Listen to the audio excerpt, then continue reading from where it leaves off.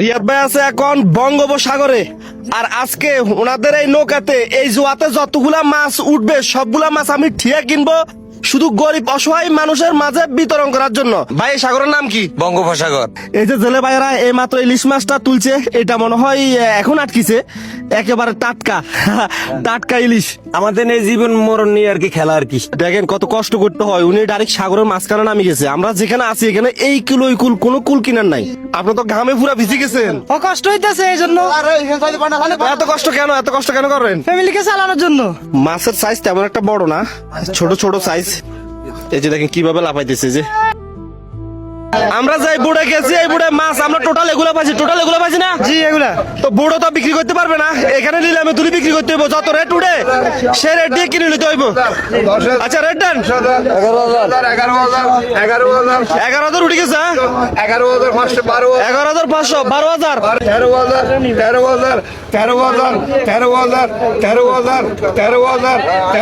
আর কেউ আছেন? 13,000 বলেন না আপনি। আচ্ছা 14,500 রিয়াদ ভাই 14,500 1 2 3 28 29 তাহলে 14,500 হয়েছে না? তাহলে সম্পূর্ণ মাছ এগুলো আমাদের। হ্যাঁ আচ্ছা, এই মাছগুলো আমরা মূলত নিচি গরিব দুঃখীর মাঝে বিলিয়ে দেওয়ার জন্য। উদ্যোগটা ভালো না? মানে যারা এখন পর্যন্ত এই সিজনে ইলিশ মাছ খাইতে পারে নাই, শুধু তাদেরকে দিব। আপনারা সবাই কি কাজ করেন? রিক্সা চালক। আপনাদের জন্য আজকে কি আনছি আপনারা তো জানেন না। এই ঢালেন চাই, ঢালেন ঢালেন।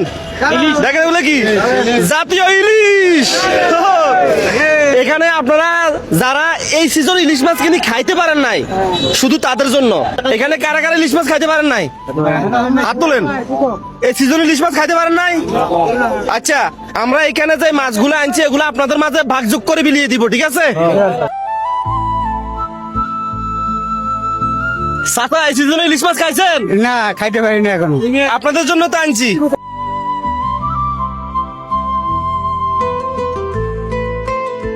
এই সিজনে ইলিশ মাছ খাইছেন? জি না, আপনার পায়ে কি হয়েছে?